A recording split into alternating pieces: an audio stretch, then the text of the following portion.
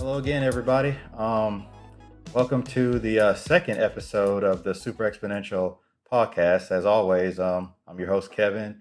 I got with me my partner in crime, Sarah. I'm here. So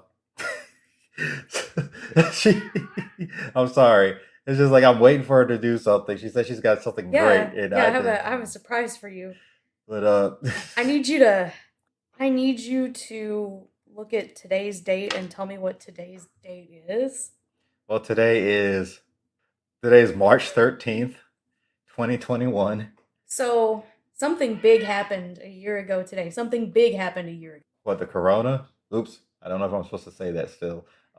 Something even bigger happened I don't know. a year ago today. I can't remember what I ate for breakfast yesterday morning. Kevin, a year ago today, I got a Casper mattress. Casper mattresses, they're really great. You can order them online. They come in this big box. You cut them open, they pop right out. They're pretty cool. Mine was under $600. You can get a Casper mattress too right now at Casper.com or whatever their website's called. They're not a sponsor, but I wanted to announce this. Oh man, I did not expect that. That was our first ever ad read, and we're not even sponsored. A year ago today, my life was changed by the Casper mattress. So are they really that good? It's pretty good. Like, for a while, I thought it slept hot, but it turns out that was birth control this whole time. Birth control. It'll give you night sweats. Oh lordy. But you know what else gives you night sweats? Having a fucking... Oof. You're screwed either way, kids. Well, going off of that not ad read, today we're going to discuss something that's been going on for probably the past week now, or at least the week from the time we're recording this episode. Who knows whenever this episode is actually going to drop, but it's been going on a while, but I guess it blew up this week. Yeah. Well, before we start though, I'm just going to say, like I said, this is the second episode. It's also going to be our last episode because Super Exponential is canceled. Or at least we're anticipating getting canceled because I looked through my Facebook and I realized there's a lot of stuff on here that's probably going to get me canceled. I'm just going to collect mine. Like I told you the other day, I'm going to collect them for the next year. Every time it comes up in my memory, some not so hot takes that I've had, I'm going to collect them. And then maybe one day we can just do an episode on the coldest takes we've ever had. Oh man, we do. Stick around long enough, you'll get to hear those cold takes. You can't cancel me. I'll cancel myself. I'd rather cancel myself than let you bastards cancel me. You'll never take me alive. I've said stupid things. I'm ready to collect those stupid things and put them on display. But yeah. So no, it was a joke. We're not canceled. No way. We can't be 2 episodes in and be canceled. You can't be an amateur podcast with like 10 viewers and be canceled. I don't even think we have 10 viewers. Hey, viewer number 10, if you are listening. Yeah, drop a comment in, or depending on where you're listening to this at. Get us to 10 likes. Get us to 10 likes and I'll personally email you a picture of one of my cats or something. I don't know. So but it'll also be a picture of your cat that's already public on Facebook. Yeah, I know. But he'll email it to you. But this will be a special one. It'll be framed and everything. The email. In the email. Okay.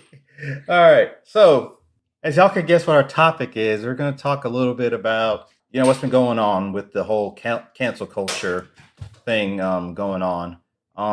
So I think the big ones, I know a couple weeks ago there was the whole I had her name somewhere and I don't forget the chick who played Cara Dune or whatever her name was. Gina. Yeah, Gina in the Mandalorian. She got canceled because some outrageous posts.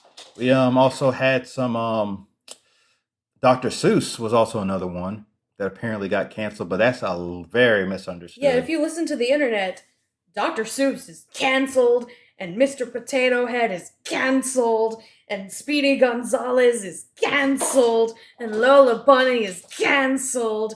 And Pepe Le Pew is also very much canceled. Okay, the Pepe Le Pew one, maybe, probably. But I don't know. Anyways, we're not going to talk. Oh, it's a whole thing. Should we go in chronological order? Well, what's the first thing was Gina, right? Yeah, Gina was the first thing that happened, but hers was like the most serious. Yeah, and then I think hers was definitely the little fire hydrant busting open, and then everything after just started flowing out. What's bad with hers is I can't find, like, I've seen several posts, but not one of the posts seems to really, really break the camel's back. It's like the collection of all of the posts. And then Disney was like, we don't want to have to fight about this. Goodbye, Gina.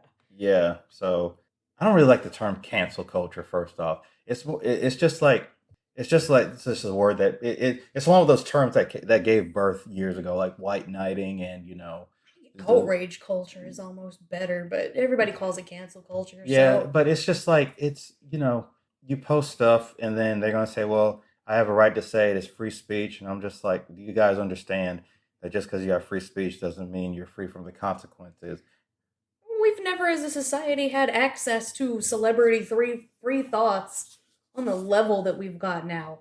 Like back in the day, you couldn't just look up the dude from like Gone with the Wind, his personal beliefs, which were freaking probably awful, but nobody was talking about him. He wasn't like able to just blast out to the whole world. Hey guys, feeling real racist tonight. How about them black people, right? I mean, back then I guess he probably would have been canceled for being pro-black. I mean, depending on the year, it was a turbulent time. Oh Lord, who knows? Hollywood was not they weren't the hashtag progressive icons they proclaim to be today. They're still not, but no doubt, no, of course not. hashtag. But yeah. So that was, I mean, that was pretty much the start of it. And after that, what came next? Was it the Dr. Seuss? No, Potato Head was about a week before Dr. Okay, so the Seuss. Potato Head thing just confused me because I was just like, excuse me, what? For one thing, I didn't even know Potato Head was still a thing outside of Toy Story. So I didn't really see much of that because I think it kind of just came, as far as my experience with it, it just kind of was a quick blip. And the next thing I know, I saw Dr. Seuss getting canceled, quote unquote. So Potato Head started about, I started seeing it about a week before Seuss. And I first saw it on Twitter. And everybody's like, look how they massacred my boy, Mr. Potato Head, my favorite childhood toy. So what exactly did they change about Mr. Potato Head that just enraged everybody? So for Mr. Potato Head toys, there are Mr. Potato Head, there's Mrs. Potato Head, there's Mr. Potato Tots. And it looks like the main focus of change is more going into why are these called Mr. and Mrs. Potato Head? Why is this called Mr. Potato Tots? Why not just call them Potato Tots, Potato Head? But of course, Hasbro puts out a PR statement about renaming the toy line that nobody would have noticed at all had they not put this statement out. And then Mr. Potato Head is everywhere, and people are freaking out. And we're changing Mr. Potato Head. Mr. Potato Head has always been a man. Mr. Potato Head has always been a potato. Well, I think, number one is that, you're talking about a potato that apparently has a gender. You talk about the potato is potato tot. The potato tot. Okay, that one is that. Legs. I'm sorry, but that Potato Head thing just sounds. I'm not saying like who made a big deal about it. That's what I want to know, because it just seems like it seems to be the most obscure thing to. There is a Snopes article about it. God, it's buried like 2 weeks ago, so I don't know if I'll be able to find it. But there was over 100 to 200 comments. Snopes, I feel like they averaged probably like 50 comments on their Facebook stuff. But it was more comments than usual, and it was so funny. I found one of my favorite comments, and they deleted it the day after I responded. It was great. I screenshotted it. Okay, good. Because the dude was like, what's going to happen next? Are we just going to give Barbie a penis? To which I responded, Ken has never even had a penis. You have looked at a Barbie doll, right? You have looked at a Ken doll. You strip them things naked, there's nothing. Ken doesn't even have a penis, but you still call Ken male. It was I think Potato was kind of just a fun discourse because it's such a wild thing to be angry about, and most of the anger wasn't even understanding what was actually being changed about the line. Plus, I mean, on Hasbro's side, I think I said Mattel earlier. Whatever, it's a Hasbro product. On Hasbro's side, it's like, this is a toy that nobody's really bought outside of for, the Toy Story movies. Yeah, and that's what I'm still saying. It's just like, now, I'm not saying that I'm for or against anything. I'm just saying it's a potato that you put eyes on, and you can virtually assign anything you want to him. Or you can make it a Mrs. Potato Head. Yeah, all you have to do is just switch the eyes out. if you take all the potato pieces off, It's a potato. your kids don't know what potato it's supposed to be. Yeah. So Your kids are probably too young to understand which holes the eyes go into, which makes for a hilarious good time with that potato. okay. So we got that. So that was Mr. Potato Head, which I'm still thinking, okay, that's a little far reaching there personally. But you said there were 200 something comments. There were 541 comments and 60 shares on the Snopes article. 541 comments. Reactions, there's near 700 reactions. Well, of course, the first one is a snowflake one. What can with a that's a cute little can cat, offend but us today. It's what can adorable. okay. Well, I mean, do you think that got a little blown out of proportion? Oh, definitely. I feel like that was just like somebody, like literally. It's always a vocal minority with these things. There's going to be one and two people, and then you're going to have some trolls that are going to go up with it too, start posting about it too, and next thing you know, it. It gets latched onto. It snowballs because there probably have been like a very, very few people who go, hey, I don't really like how it's always Mr. Potato Head. But nobody really gave a crap. And then this comes out, and then there's people like, can you believe people are mad about Mr. Potato Head? That sounds like some drama alert shit. Do you remember the baby it's cold outside stuff from a couple years ago? Okay, that was just stupid. It's the same situation though. Literally like 5 people or so, probably not literally 5 people, but a very, very small minority of people were like, I don't like how this song sounds, which to be fair, if you don't know the story behind it and you don't know how that time was, well, you don't understand that it's a product of its time and it does sound wrong. But then it snowballed into 80,000 people going, I can't believe people are offended by Baby It's Cold Outside. Okay, so do you remember the war on Starbucks even earlier than that? Oh, the red cups. Okay, so that was the one that just finally made me realize. I didn't even know what that was at the time where I guess you want to call it outrage culture. I just said, why is it a big deal? It's a war on Christmas, Kevin. No, it's not, because you're gonna throw that damn cup away. That's why. It's a war on Christmas. Who saves a Starbucks cup?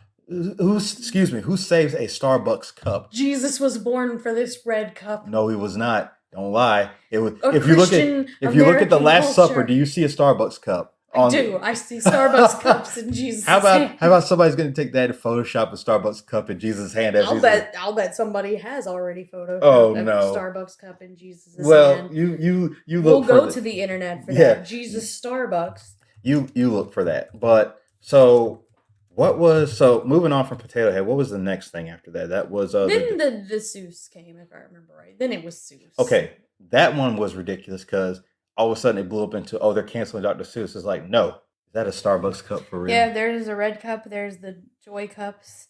Everybody in the Last Supper has a Starbucks cup. Sarah, save that and send it to the just send it to me in the messenger. So okay, so apparently somebody beat me to it. I would have posted a picture.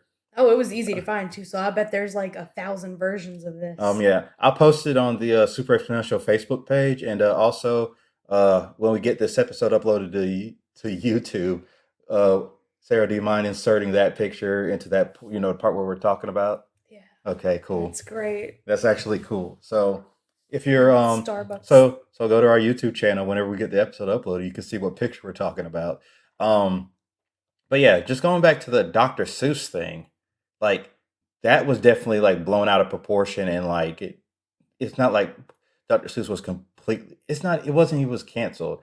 There were like what 6 books or something that they decided to not. Yeah. So his estate and the publisher got together and said, so there have been some complaints about Dr. Seuss online because he did political cartoons for a while, and back in that day there were some interesting takes, and Dr. Seuss himself had some interesting takes. They were bad takes. They did not age well. Even I think Dr. Seuss in his lifetime changed his mind a few times about some of the things that he did and said. Yeah, I mean, and then everybody's allowed to do that. People like to say it reminds me of the whole James Gunn thing, the whole with the tweets and stuff like that, which were hilariously bad. Oh yeah. Yeah, those were hilariously bad. But wasn't it like 10 years ago or something that he said that stuff? Which when you're an adult, but if you're I don't know how old he was then. It's just like, how does somebody, I'm not defending his tweets because nobody is the patron saint of wokeness. Yeah, but it's just like, but that whole thing was, I mean, it's just like you're allowed to grow as a person, even no matter what your age is. I think. Oh yeah. Yeah, it's kind of reminds me of the when you know a lot of tattoo places do free cover ups for anybody that has like some kind of racial thing or There something. is an artist, I don't remember his name, but I was watching a thing, listening to a thing on NPR about him. He specializes in that. So if you have like white supremacy tats and you have abandoned that lifestyle, he will do free cover ups on them, but he does have some stipulations. It's like, you need to be out of this for a while. You need to prove to me that you're out of this. Because he Right. doesn't want to cover up tats on somebody so they can go be underkey racist and Yeah, undercover yeah. racist Gotcha. now. Yeah, that's Which true. is, it's, I mean, people do change their minds, which is good. People should change their minds. Yeah, and that's what I'm saying. We should be allowed to grow to a certain extent, but it's good that Dr. Seuss went back and just changed his mind about it. But Some things. Some some things I'm things, sure he died believing yeah, because, it takes generations to build that shit into society. It takes a little while to build it out of society, and yeah, unfortunately, a lot of people from back in that day are going to be products of that generation. C.S. Lewis is a great writer. So sexist as hell. hey, I know the biggest example was I still haven't started reading the books yet, but I'm always fascinated with Lovecraftian monsters and all that stuff. Oh, he was a dick. Oh, you know his cat's name, right? I'm not gonna drop the name, obviously, but it was the N-word man. My grandma called her black pets the N word. Your grandma? Yeah. Okay, I thought you said your mother for Yeah, some no, reason. my I was grandma. like, Mom thought it was funny. well, It's like, what are you gonna do? yeah, but I just thought, and the funny thing is, it's just like I had a conversation with a friend, and it's just like something, everybody's going to be feel different about it, and with me on certain things, it's always going to be separate the art from the artist. To an extent. To an extent. If they So- use that platform, then that's another thing. Yeah, Like, even and this is actually kind of sort of relevant because she's not. I don't know if she's canceled of a sort, but pushback. J.K. Rowling.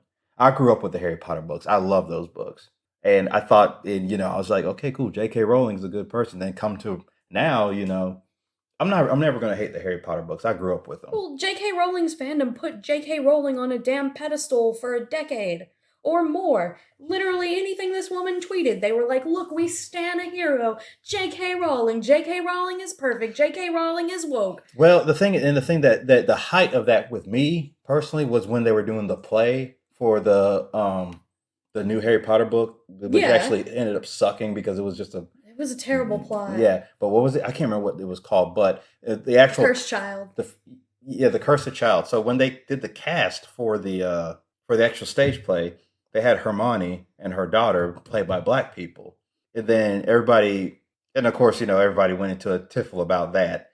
And then wasn't it? I think you might have been you or somebody else made a point that never has there really been a vivid description about Hermione's skin color. Yeah, It was- J.K. Rowling just kind of said that, oh, well, yes, I left it.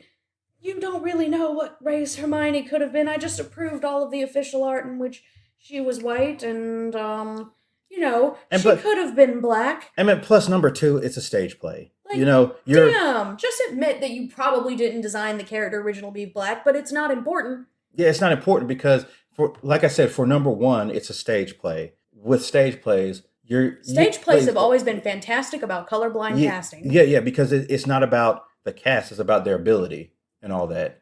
That's why it was funny because Maybe not always been fantastic about it, but recent history, stage plays are big into colorblind casting. I don't know the full history of the stage, but I can tell you colorblind casting is like a big deal for Broadway and musicals and plays. yeah. I remember, as a matter of fact, back in college when my friend I won't say his name, but he majored in what do you call that major as far as theater? Theater, yeah. Theater. Sorry, I couldn't think of the word. Sorry. So he majored in theater, which later on he regretted, and he went back and did computer science instead. Yeah, one of those things you'll make money with. The other is just fun. Yeah. So Unfortunately, they did the play called Rashomon, which is right off the bat. There, we'll tell you right off the bat, ain't nobody in that play Japanese. So right off the bat, your casting is if Yeah. you're gonna cancel Rashomon, if you're gonna cancel people for doing Rashomon, then you might as well just stop. Because anyways, it was just funny because the college I went to was multiracial, like everybody. So that play had every race you could think of in it that I remember. Well, I mean, if we're gonna cancel him for doing that play, we have to cancel. If we're really gonna be, oh, it needs to be true, true, true to the original, then we have to cancel every culture for ever doing a play from anyone else's We have to culture. cancel cosplay. Cosplay is a funny subject Oh yeah, because cosplay has a lot of. Well, okay, no, they're so getting better about it, but there is yeah, some really screwed up stuff in their cosplay world. cosplay was such a niche thing, and it was a community thing because it was always looked down on somewhat because it's always a geeky thing, right? So your closeness with the people you cosplay with was the most important thing. Now you got cosplay being a big thing now that now they're starting to say, well, you can't cosplay that. I'm just gonna go on and say there are a lot of people have problems with black people Oh cosplaying, yeah, it's a but thing. yeah, They'll be like, "Oh, it's the ghetto version of Hinata." yeah, and I'm just like, you do realize you're playing essentially a Japanese character, right? And you're a Caucasian white male or Yeah, female. fucking Hinata's not black, but you know what? Hinata's not white either. Fuck Yeah. yourself. So if you really wanted to make a big deal about it, then you probably need to stop dressing up as them either. That's my little spiel on cosplay. I'm not gonna go much into it. But like, okay, so circling back to JK, so you said it really did it for you when she was it her defending the black casting Yeah, it was or her defending the black casting. That was the height of it. And then that was years ago. And then now all of a sudden it's just like she did a complete fucking 180. because like I agreed with defending it, but I feel like she also defended that casting more line of protecting herself and protecting her brand and going, yes, I have always been Well, woke. her brand now is pretty much WB's brand, and they're having to every because even is even now that they got a new Hogwarts game coming out that they're developing, and WB had to specifically say that she's not involved in the Oh yeah, because development. everybody was like, ah. Yeah, because she was, and I for one am kind of like good whatever because the woman is not exactly my favorite person on the planet right now, but there's a long list of my not favorite people on my list, but I think that she's super wrong in what she's saying, but I think people expect her to be right because of this image that she has yeah, had the built thing up. is like people have, well, it's always going to be the same thing. You build this image of somebody in your head, and then they do something, and then it just comes crashing down. And people really put her on a pedestal. They're like, oh, she doesn't like Donald Trump. Look at her. Look at JK Rowling. And then JK Rowling herself is like, there were many black students at Hogwarts. You just conveniently barely mention them in the books. Yeah, But, okay, JK, I guess you were woke this whole time. Not that it really matters. I don't expect you to go back in time and reading. describe Hermione's dark black skin. Yeah, that whole situation is just weird. But I think she backed herself into a corner with it because had she not been known for Not being only did she back herself corner to it, she went headlong and just oh yeah, stuck in she that. doubled down, tripled Yeah, down, like she went ooh, full fucking hardcore, double down on it like that. That's exactly what she did. So like and there Jesus. and What so if here we are. I don't even understand. Like, what do you think trans people are taking away from women, J.K. Rowling? What do you I can see some debate among sports world, but J.K. Rowling, you are not in sports world. Yeah. I I am think not in sports world. I want to let the trans folk that are in sports world and people who understand the trans stuff to debate that on a level that they're able to because me, I am not able to really explain to you why I do and do not disagree with things there. just I because we can't don't. explain to you about hormones properly. I've never looked into taking hormones except for birth control, which is fucking terrible. I don't know. Do my happy pills that I take have hormones in them? Probably Okay, they most. probably yeah. A lot of antidepressants, I think, contain estrogen or testosterone. Right. It's just the ones that I take are it's basically what is it Lexapro or whatever. Yeah, Yeah. Lexapro. All it does is just it boosts up the whatever it is that makes you feel better and all Like, that. I will tell you that if somebody is trans and they say what they are, then that's what the hell they are. Yeah, and the I'm not checking between the ears and looking for their sexual organs and their sexual identity. If they identify as gender male, gender female, no gender, whatever, it's not my, like, I don't have a beef with that. they're still a person. It's not an issue. It's not something that I would, like, get up on a hill and die for. I don't Yeah. understand, like, why get up on that hill and die for it? Right. Why? It makes no sense. Like, there are better things you can do with your time. Yeah. Oh, trust me, I know. I feel the same way. I'm as far as the trans thing goes, I'm like they're people. they're human. That's the number one thing. And we're supposed to treat each other. We're supposed to be kind to each other and everything. They're no different. It does not affect me whatsoever what they do. Yeah. So, but I think we probably need to save that one for another episode Oh my God. I don't know. No, because I would love to go talk about that. Because about how it became such a big thing. How trans people have always been around. They've just been in hiding because this is the time where society was so visceral about it. Yeah. So, and I think it's relevant to this in a sort of. I don't know about that. I mean, you get canceled for saying the wrong things, which I can see why. After decades of these people being attacked. Yeah. Something small that you say now means a little bit more than what it would have 10 years ago. If somebody, it's better for that person to come out and say, look, I said these things years ago and I don't believe them anymore.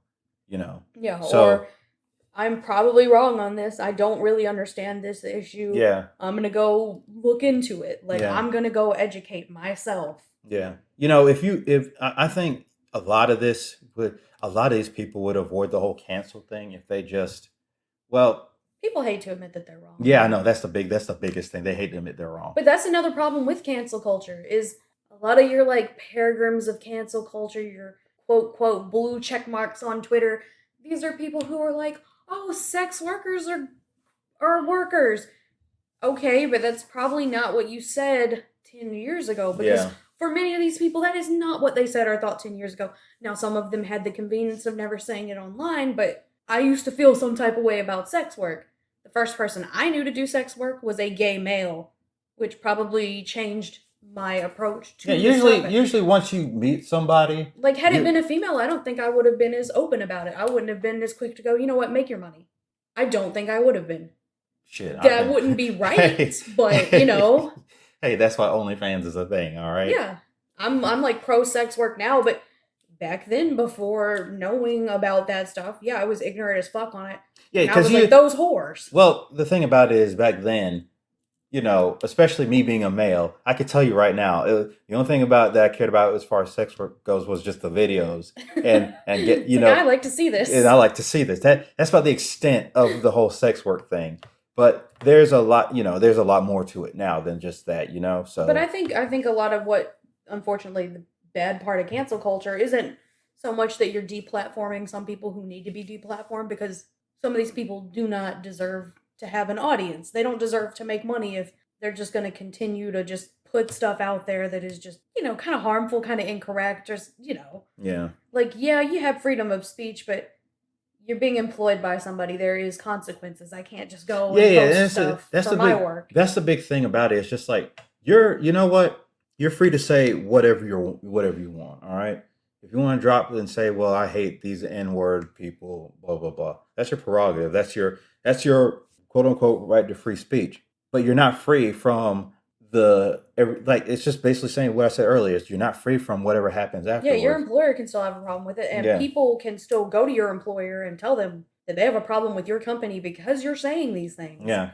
Because remember, because the big thing is, and it's the same thing with my job, you're essentially representing your company when you're out in public, regardless of your working. Which I hate that. I hate that so much. When I worked at the bank, there was this big deal about when you're off the clock, you need to make sure that if you're going around public that you look presentable and this, that, and the other. And God, it's like I make freaking $12 when you're talking an hour. when you're talking about presentable and stuff, I mean that's none of their business. I was scared to wear shirts with cuss words on them out in public, like I do. Who's gonna know? My thing is who's gonna? I know because it's a small town and they know you from the bank. Yeah, so there was this whole thing. That's another reason I had to leave that job. Was they never approached me about that stuff, but I was not comfortable having to police myself that heavily off the clock. Well, I don't really. Well, for one thing, it's just I don't really worry too much about what I wear and stuff. Obviously, I don't wear stuff that says I'm not stupid. I'm just with anything with offensive stuff on it. I don't normally wear anyway. And I'm not saying that. I think for an example, you can say the word. You can say the word. I'm so afraid of saying it though. But well, see, that's some of the problems that I actually have with cancel culture. Is it is good that we hold people accountable for stuff that they say. Most definitely. But I think sometimes we go to the extent that we hold them so accountable that we're not making any openness for change. And for them, it is more profitable to double down on their bad beliefs and double down in that original bad community, that they don't ever change their views. There was a TED Talk from former member of Westboro Baptist Church. Oh, Lord. She grew up in the church. So Okay. she, really believed all this stuff. Like, she was holding these picket signs saying God hates fags from the time she's like a little baby. Yeah. So she got online back in like 2009, and Twitter, like, people on Twitter, they would argue with her, but a good bit of them would like politely try to understand her and talk to her. Yeah. And it was those people that helped her come around and change and be a better person. I think the big thing is just like when someone is obviously wrong, you can, there's some people that are just so hard-headed you can't help. But the big thing is to just don't just fucking trash them or anything. I believe people can change. Yeah. The thing is, it's just like, present them with facts and stuff like that. Be nice about it. Just don't be like, you're such a fucking retard and stuff like that for believing that. That's not the way to approach it. It's like, well, you're wrong about this because of this. Or, well, this is what they say. You fight baseless facts with actual facts is basically what it is. And like I said, you're not going to convert every person to finally realize where they're at is wrong. But it's a lot better than just, if someone were to educate me, I'd rather them come and say, well, Kevin, you read these couple things and all that, and just, tell me what you think. And then, you're more than likely to have them research it rather than just them double downing on their baseless ideals. And you know what I mean? Yeah, and some people, not everybody's going to be open for that change, but you do have to present it in a polite way because other people are reading what you say. Not to say that I haven't gotten frustrated with people who disagree with me. I've gotten frustrated, and there are people that I wouldn't say I cut them out of my life because of their beliefs, but because of their approach to beliefs. Yes, that has been a conversation ender. Like, I like to debate politics and stuff with people, but there's been a select couple of people who they get really damn disrespectful on a regular basis. Right. And I'm just not here to talk to them like that. Or people who, like, they try to pretend to be respectful, but they just keep asking me the same question and rephrasing it as though I don't understand their original question. Sounds like the majority. Like, you're being condescending. No. Sounds like the majority of Reddit there. Oh, hot take. Oh, but nobody's gonna be perfectly good at approaching these topics, but yeah, we can do better than like Jenna Marbles. And I'm not saying she's like the saint of YouTube because I think people put her on a pedestal like that too. Like, posted some videos back in the day that were not right. She had, tried to pull these videos down, remove them, openly had admitted several times that those videos are wrong and she shouldn't have done it. There was still, some pushback, not even from the greater community. Most of the community was like, no, we're glad Jenna's changed. There was still some pushback from people who were like, well, Jenna Marbles is a horrible person because of videos she made 10 years ago. Yeah, and that goes back to my thing saying people are allowed to change if they become, once they, if they're educated and they're like, okay, I was wrong about this. And they come out and they actually, like she came out apparently and said it. You know what wrecks me? My thing is, it's just like, you shouldn't have to go through the effort of going through your YouTube page and privating all those videos where you said something was wrong. For years, she had actually left them online just because she wanted people to see that this is things that she used to think were funny that she doesn't. And then anymore. she said, and then she probably comes up with a video and say, look, I'm not going to delete these videos, but I don't hold those opinions anymore. She kind of got in a damned if you do, damned if you don't position. Yeah, because the thing about it is like, if you go and private them, then it just, it's going to make the... People will criticize you for privating them. Yeah. They'll criticize you for keeping them public. Yeah. So you're in a lose-lose situation. So you're just picking whichever, the low-hanging fruit or whatever. It's funny to me, though, she was never actually canceled. She just decided to stop doing videos because it wasn't really fulfilling her anymore. She didn't feel like she should have a platform due to some of that stuff. It was more a personal choice for her. Even then, even when she deplatforms herself, there's still a couple of people out there in the biosphere that are like, well, Jenna Marbles. Yeah. And if you hear the discourse about it, most people are like, well, Jenna Marbles was run off of YouTube because of these people.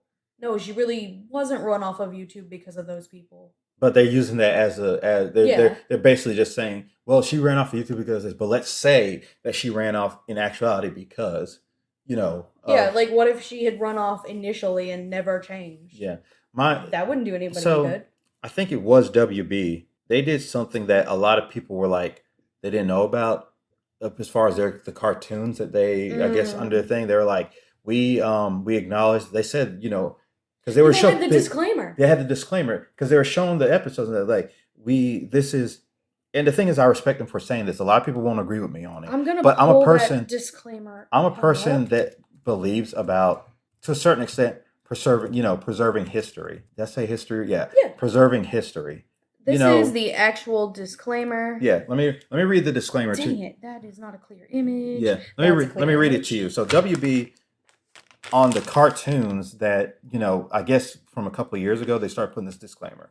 They said, the cartoons you're about to see are products of their time. They may depict some of the ethnic and racial prejudices that were commonplace in American society. These depictions were wrong then and are wrong today. While the following does not represent the Warner Brothers view of today's society, these cartoons are being presented as they were originally created, because to do so otherwise would be the same as claiming these prejudices never existed. I like that. That is a great disclaimer. And this was a few years ago, right? Yeah. And I remember back then canceling was happening, but not. No, it wasn't there widespread. wasn't as much rage. But a lot of people were like, see, this is what they need to do instead of canceling these cartoons and stuff. Okay. Now these same people who said this is what needs to be done are pissed because Disney has put up similar disclaimers on some of their animated things. Yeah. I mean, like, the thing about it is that I respect them. If they want to keep it up on there, then, the fact they have that disclaimer that makes it all right with me. I'm like, man, throw that cartoon there, because they realize it, but they also realize deleting it makes it as if they're saying, oh, I don't know what y'all talking about. Where'd you get that video from? No, they're acknowledging the past. They're saying that it's wrong, but we're not going to get rid of it, because if we do, we're basically saying, oh, it never happened, I don't understand why, several years ago, a lot of people I knew was praising Warner Brothers for this disclaimer, praising them. But now they're pissed at Disney for daring to use a disclaimer, daring to say that the crows in Dumbo, aren't a good thing, because they're fucking not.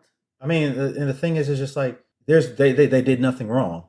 They're showing the movie in their original format, and they're adding in a disclaimer saying, "Hey, we don't. These are ideas that were not good back then, and they're not good now. But we're, And some of the animated films they've taken from Disney Plus Kids default. Yeah. And they've taken them off of there, like Aristocats. Some person on my social media the other day posted a photo of an Aristocats VHS and was like, Disney can't cancel this. And I'm so proud of the comment sections, because the first thing they said was, Disney didn't pull it off the air. They're not stopping distribution of this product. They just pulled it from immediate view of kids, so parents that are concerned about the, minute and a half of stereotypes. Yeah. And they just don't want, can talk to their kids about it. Yeah. Boy, that's another issue, parenting. God. Yeah, that's another issue we could talk about another day, parenting. I don't know if I can talk about parenting. I don't have kids. There's a lot of reasons I don't want them. Well, I can, we can still talk about it from an observer's point of view. Like, I may not know how to raise a kid, but I know definitely how some people raise them are not the right way. But that's neither here nor there. The main thing is just that I'm all for them with these disclaimers and stuff, because it shows they're with the times. They're just not deleting it and just not saying. They as a company know that, this isn't gonna fly now. Yeah, it's not gonna fly now. It didn't fly then. We acknowledge that, and we're gonna do right. We're not. I mean, by do right, they said we have this disclaimer here, but we're not gonna get rid of it, because this is in one way it wouldn't really be that bad if they just deleted the episode completely. But that's just the same as saying, like I said in there, it's just the same as saying it never existed. Yeah. I mean, the fact is, it's just like there's that disclaimer there. Now the ball's in your court. Do you want to watch it or not? Yes or no? That's up to you. And I think there's societal historical value to it, because you get to see what entertainment was back then. There's also like big animation, big historical like feats of animation in those cartoons. Those cartoons were like groundbreaking back then. You didn't just go from haha Mickey Mouse on a steamboat to Avatar: The Last Airbender. That's not how that progression happened. That's not how. That's just not how it happened. There were plenty of cartoons that were like iconic, groundbreaking cartoons that were also racist. Yeah, I mean you can go far back and just find anything. But the thing is, it's just like that's how it was back in the day. So Like, if I could reach into people's Facebook memories and pull up posts from years ago, it would be the time that they shared that disclaimer and praised that disclaimer. So I could put it next to their Disney rant post right now. yeah. Like, how are you gonna, oh, thank God WB is keeping their old stuff around, but also get pissed at Disney for doing the exact same thing? Well, it's just Also, why did it you know, take the funny thing Disney? is it's just that gang mentality of ganging up on somebody. It's like, well, I'm gonna I you know, they're reading it, it's like yeah, like they're hesitating, but they're slowly saying, yeah, I agree with it. I'm gonna disagree with them too, just like everybody else. I Yeah, feel like it's want to just like find something to be mad about today? yeah, you know. So I feel like that's also part of it too. It's like they're not speaking for themselves; they're speaking with everybody else. You know. Yeah, they want So to belong to the tribe of super sane people who aren't offended by cartoons, which is yeah, pretty much everyone. I like how this week's also become about Pepe Le Pew, who is a French stereotype because Americans thought Frenchmen were gross perverts. yeah.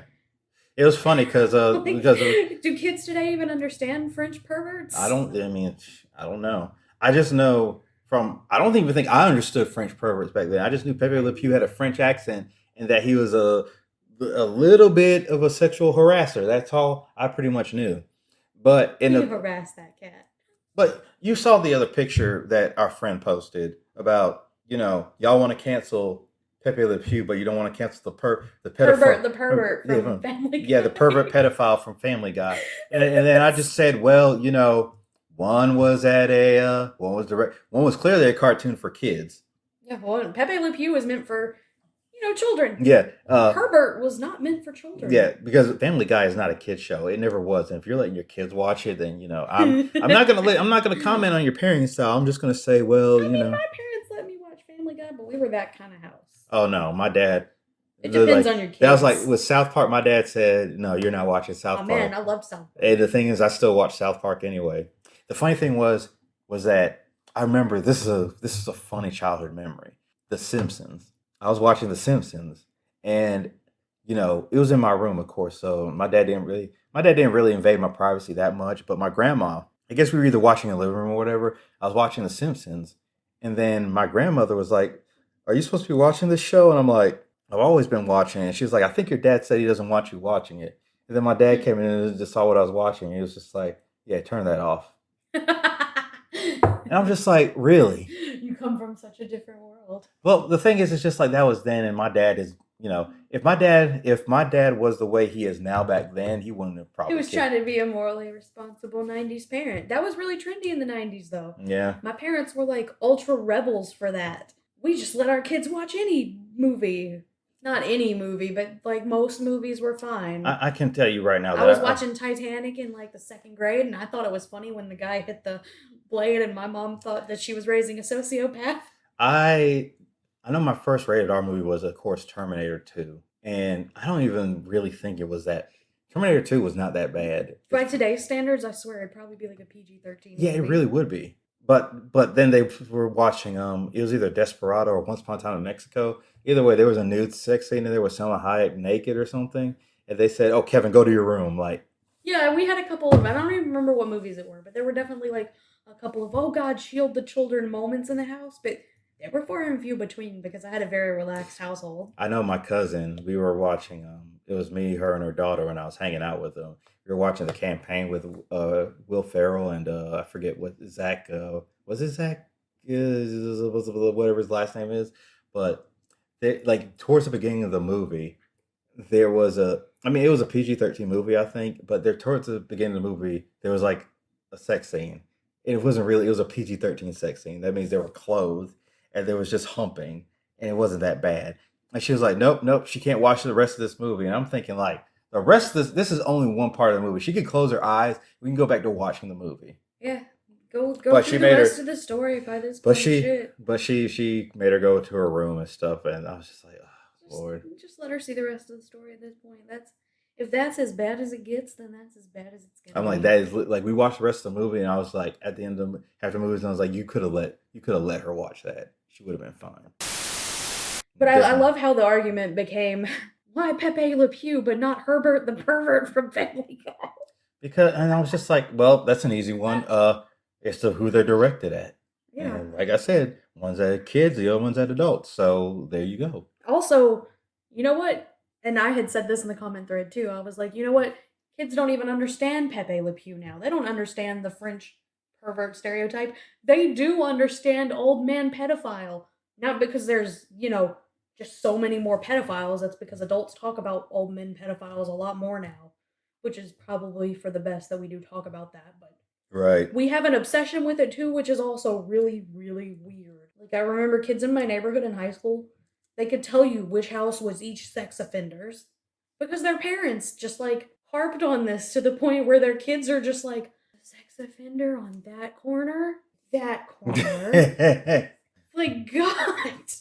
I'm pretty sure if I looked up the sex offender list right now for my neighborhood, I'd probably be like, well, that's the thing, I guess. Well, I don't think any sex offenders would be around here because there is a little school. Yeah, there's a school, so yeah, I don't know what the laws are here, but that's a thing. yeah. But it was funny to me, like all the kids just really, they were super aware of who was a sex offender and where that sex offender lived. They don't even know fully what sex offender is or what those acts are, but my God, they can tell you what that person did. Yeah, I know. I'm like, what does your mom do? Just like sit you down at the dinner table and talk to you about which pedophile did what? Do they have trading cards? Does your mom like make trading cards and tell you about Mr. Jenkins and what he did?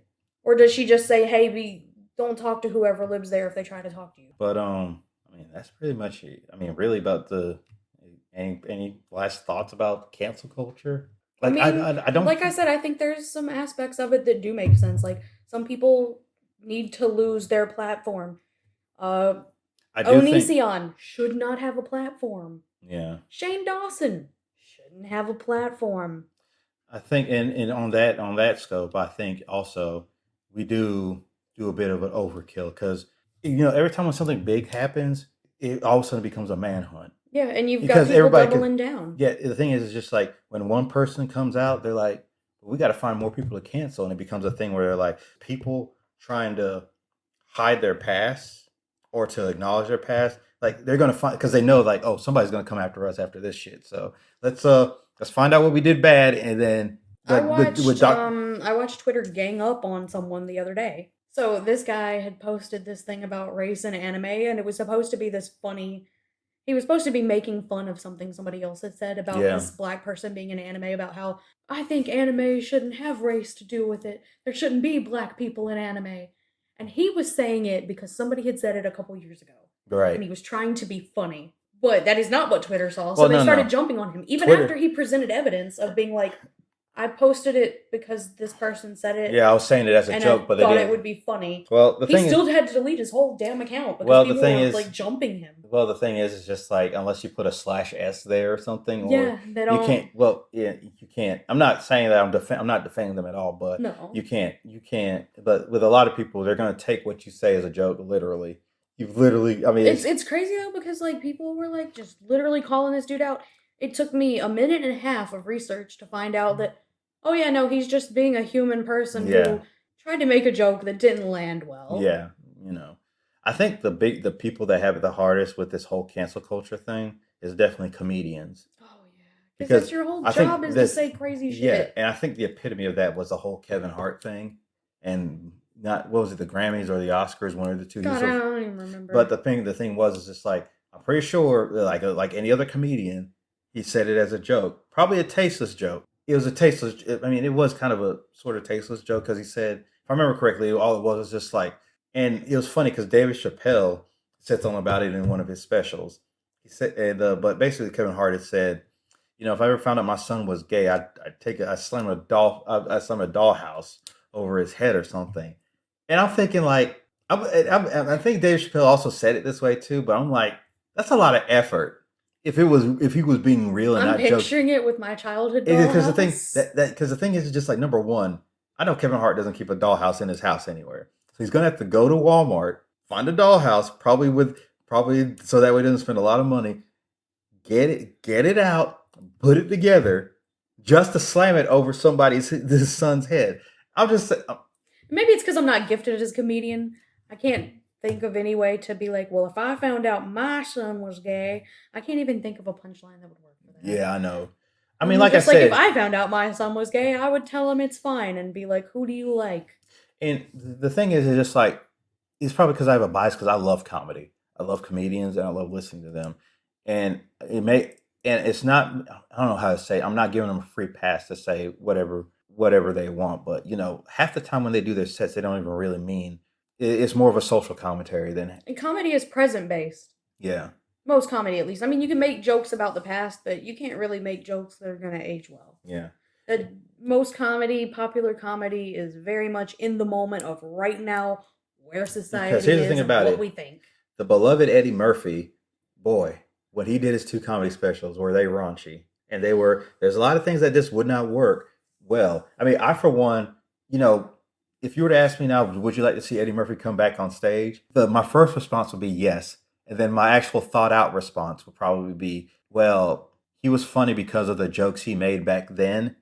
And I don't think a lot of that comedy style would fly this time. He'd have to come up with some new, which Yeah. I mean, he might be able to. Yeah, but a lot of that stuff is just not going to fly now, and it's just like, I mean, and the thing is, just like I can look back, and it's going to sound weird me saying I can watch Delirious and I forget what his other one was called. I have both of them, but and I can still laugh and everything, and it's just like it's kind of a weird thing. It's just like I'm not laughing because I think the gays are funny and all that stuff. I'm just saying the way he presents it is just funny. I know it's wrong. There's humor though in being the social other. There's humor in being the social norm. There's humor in all things. Yeah, there's that's the thing about it. It's just that's what comedy is. Like a year ago, what were we doing? What was I doing aside from getting a new mattress on the day coronavirus was announced? I was sharing coronavirus memes and making coronavirus jokes. Yeah, I can tell you right now that I did not take the coronavirus thing as seriously. As a matter of fact, I did a complete 180 about the whole coronavirus thing, probably within the span of 2 months after, so of course, you hear about it. And then it's like, I'm laughing, and I'm going to admit it. Yes, I laughed at it. I was just like, oh man, look at all this stuff happening. I'm just chilling here watching it. Then it hit the US. Well, here's the thing. And then it became a big deal. I'm just like, it's not funny anymore. I laughed about it then. I laughed about it during, and I'm still laughing Well, now. you know what? But I'm laughing for different reasons. Yeah, I think the funny thing is the whole coronavirus, the whole COVID-19 thing. It was funny for different reasons throughout the year. Yeah, throughout the year, in all things there is humor. There is humor, or at least I believe in all things there is humor, and there is humor to be found in all situations. Coronavirus at first was funny because everyone was buying toilet paper. Coronavirus was funny before then because people were screaming at conventions about who was going to cancel. And I'm like, guys, this con isn't until May. You have time to decide. It's 3 months But they did out. cancel it, though. So They did, but I'm pretty sure the people, only my friends that are listening to this will ever know what's on my Facebook page. But everybody else, you're not going to be able to because my Facebook is private as I don't know what. Set to private. But anyways, you can go back and look at my Facebook and you will see what I thought about I like to just say COVID-19 because that's what it's. Yeah. Yeah. You can see what I said about COVID-19, during the January, February period. And you can see how I did complete 180 from when it hit the US and then it became a big deal. And then I was out of a job. And then I was just like, this shit is not funny anymore. Stop being funny. I need to go back to work. Yeah. So but I mean, but other aspects of it were funny, like how it was handled. Like I was working with the public. In like a customer service style job during a good portion of the virus. And it was terrible, but I also found it fucking hilarious. Yeah. Like, I would be in there laughing about the fact that this lady just walked in with laminated fake ADA paperwork and gave me a 10-minute rant about her needing to not wear a mask. And I'm just like, can I just please change the battery in your key fob, ma'am? Like, and, people do cope with humor, too. Like, I love humor in all things. When both of my parents died, I made a lot of fucked up jokes. I still make fucked up jokes. This is what we do in my house. I have to realize that Sarah's not going to get mad every time I bring up the whole Batman thing. Remember Batman? Yeah, no, because remember I said, so I forgot what it was that I said. It's just like, well, I think I said something along the lines of, well, the only one here that can be Batman is Sarah because both her parents are dead. And I was just like, I shouldn't have said that. You're not the first person to even have made that joke. It was like a week after my dad died. One of the people that I had been working with, her husband had also worked with him at a point. He said to her, you know what? Sarah's Batman now. And she repeated it to me. And I started laughing. She was like, crap, I probably shouldn't repeat that. I was like, no, it's fucking hilarious. Yeah, I I'm know. Batman. It's just like it's like you say, we find humor in a lot of things. And you kind of got to know your audience. Like, I might think it's funny that I'm Batman. But, I know somebody whose mom just died. He might not think it's funny if I just walk up to him and say, you're Batman, dude. Actually, he is the kind of person who would probably Yeah. find that hilarious. I mean, well, You gotta know who you're fucking yeah, talking you to. gotta know. For one thing, you gotta know who you're talking to, which is probably why part of this cancel culture thing is just like, well, I know who I'm speaking to, and then it's just like, yeah, the people that you're hearing, the people that are hearing it, hear you, that want to hear you, but there's a lot of other people listening that don't like it. And you don't really understand, especially when you're putting stuff online, you don't understand necessarily how that audience is gonna change. Like a joke that I make in Discord with 3 other friends that's terrible. It's funny to us. We're crying, we're laughing so hard. That's not necessarily going to be something that I want the whole world to hear. Yeah, exactly. But I also don't, I'm not a person who's going to self censor. I like to use my cuss words. I like to say bad things.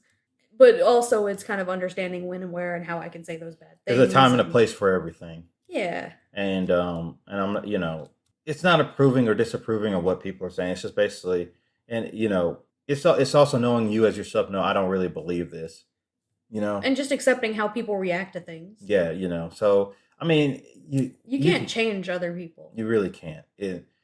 That's why I just think like I think just to close on this is that I think I don't really like calling it cancel culture because it's just for one thing I just hate how it's like one of those words that just becomes a big thing like white knighting and all that. Every time somebody uses the word like white knighting, I'm like, are you still in fucking 2010? Yeah. Like what? I feel like that the phrase cancel culture is just going to be another one of those phrases that, once it dies out but people are still going to, once I think it's done, but it's hit it, but people are still using it. I'm like, what is, when it's 2030, I'm going to say, are you still in fucking 2020 or 2021? Excuse me. But like, and I think it's also situational. Like certain people deserve to be deplatformed, certain people don't. Kevin Hart, I'm fine with him. R. Kelly can. Yeah, R. Kelly is just no. R. Kelly is a piece of crap. Yeah, he is, and like he wrote a couple songs that I thought were bops. Guess what? I don't listen to those songs now because I don't want to think that could possibly at all give this man any more money.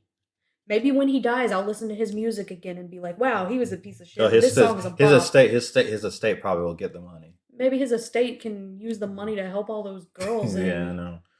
Yeah. You're right though. It's just like you got certain people. Like I said, there's a lot of factors into it, especially when you're canceling somebody for something they said years ago. Did they change as a person? And you have to understand other people's outrage. Like one of the weakest takes I've seen on Dr. Seuss was somebody posted, well, I just read all 6 of the books that are being canceled, and there's nothing wrong with any of those books. My dude, did you not see the picture of the quote-unquote Chinaman? If you think that illustration did you know aged well, that book, that movie, The Foreigner, that starred Jackie Chan and Pierce Brosnan, the book was really called The Chinaman, right? And they didn't, for some reason, some wonderful reason, they decided, let's call the movie The Foreigner, not The Chinaman. I was just like, well, who the hell says Chinaman? Well, somebody did use it as oh man. Somebody did. You fucking 80? That's a Chinaman. No, you don't say that. Believe it or not, somebody did say it, and it was the guy that owns, I'll go on ahead and say it, it was the guy that owns Midway Grill. Not that I thought that Midway Grill was a good place to eat ever since they changed management. But I haven't been there in like 5 years or something. But in where we live, there's a Chinese place, a restaurant called Ming Ming, and the guy who I don't know if he's the owner. He's a young guy, but I don't think he's the owner. But he's one of the. It's a family business. I went to high school with him. Yeah, he's one of the main. Like you might as well be the spokesperson for it, But this dude was like going on and say, "Why are we still going to these Chinese restaurants? Because because they were the ones that brought the virus over." And the dude called it, and the guy who owned, Yeah, the one I went to high school with. Yeah, he made a point like, come on, man, that's not how it happened at all. And it's just like, I thought we were cool and we were better than that because we're all restaurants trying to Yeah. Say it live. It was like, and then the guy said some other, valley bullshit. And then he said, yeah, whatever, Chinaman. And I'm just like, well, Of course, and then the whole community is outraged, and then a day later, this dude's like on his webcam crying and shit because so many people are like, "Hey, we're not gonna go do your business now that you diss Ming Ming like that." Because let me tell you something. I'm not like close people love Ming Ming. I'm not like I'm not close with like the owner of Ming Ming, but we had a couple of classes together in college or whatever. Like, he's always been an okay dude. He fucking knows me by my first name. I know him by his first name. I went shooting with him one time. Oh, really? Yeah. The guy who Ming Ming or I think it was the same person. It was him that or Midway. No, Ming Ming. I've never met a Midway guy in person. No, I haven't met Midway guy, and I don't plan on either. So yeah, I don't want to. Like, I get it that he's apologized, but I don't really care. Yeah, no. It didn't matter because when Midway changed management, I stopped going. And I feel like he was only sorry he got caught. He wasn't. Yeah, that's all. Like, I feel like in private, he still is gonna say those things. Fuck that Chinaman. Like, if you that was him, that's me thinking that's what he said, not me saying it. Like, if you think it was okay to say that in the first place on because it wasn't his private Facebook, it was a community Facebook group. Yeah, if you think it was okay to say that to the community in the first place, then I don't think in private that you've changed that much. Yeah. And I don't think I want to hang with you. Like, I'm sure maybe he could change, but I don't feel like being a part of it. Yeah. I didn't know him in the first place, and I never really went to his business anyway. But you know what I did the week or two after that? As I went and got some Ming Ming. Me and the rest of the area. Considering that I don't live anywhere near Ming Ming, I'm just going to go to the next closest one, which is... But I've been to Ming Ming a couple of times when I was still living with my dad. Yeah, it's good. It's good. But, well, Sarah, I think that about wraps it up. I think we covered most of everything about the whole cancel culture. And remember, guys, Super Exponential is not canceled. As a matter of fact, we are. I mean, I can guarantee you one thing. What? This episode, we don't know how it's gonna age. We're probably gonna be coming back and saying so. We're gonna do a "We're Wrong About" episode. I don't know. I try to, when I'm on here, like explain fully what I'm talking about and using examples. Well, here's the thing about it. There's just going to be some weak takes. But here's the thing about it is the one thing I'm afraid of is them using clips. You know how they usually do, like in campaigns, a few certain clips, combine them together. Oh, yeah. Like, I'm pretty sure, like, I'm going to say that I thought this as I said it when I said I'm a fan of preserving history. Somebody's going to come and take that clip and they're going to say, Kevin believes in preserving history. That means he believes in preserving the statues and all that. Well, Kevin, better you say it than I say it. Yeah, well, no. Here's the thing about it. It's like, that's absolutely not what I mean by preserving history, keeping the Confederate statues and shit. I am all about tearing. I'm gonna get mad. I'm gonna get canceled over this too, saying I want to tear them things down too. No, actually, let me say it real quick. I think we should put them in a museum, and then you're really gonna know who actually cares. For real. Because if people really care, they're going to pay to go to the museum and see him and be like, Robert E. Lee, man, what a fucking hero. Which I think is... It's like most people don't understand when these monuments were built and which groups built them and why they built them. Because most of these monuments weren't just built after the Civil War to be this memorial for this guy. Most of these monuments were built several years after the Civil War with very cheap materials.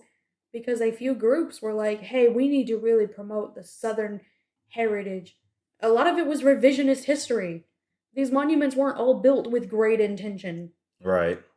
Also, a lot of them weren't built with good materials. They haven't even aged well so far as art goes. Like, they don't even look good. They're eroding. The artistic hot take. Even like an artistic... There's some funny pictures of some really shitty made Southern monuments. Mm-hmm. They look like bad cartoons. Oh Lord! You should Google them sometime. Well, I'll have to look at them later. But I think about that wraps it up, Sarah. Yeah.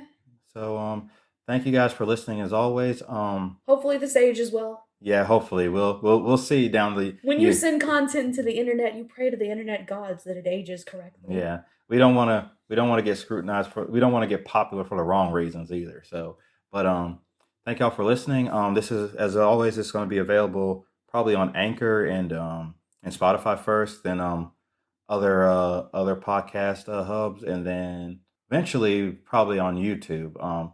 Takes a little while longer, but hopefully we'll have both episode 1 and 2 on YouTube fairly soon. So other than that, again, thank you guys so much. We love y'all. Have a good day.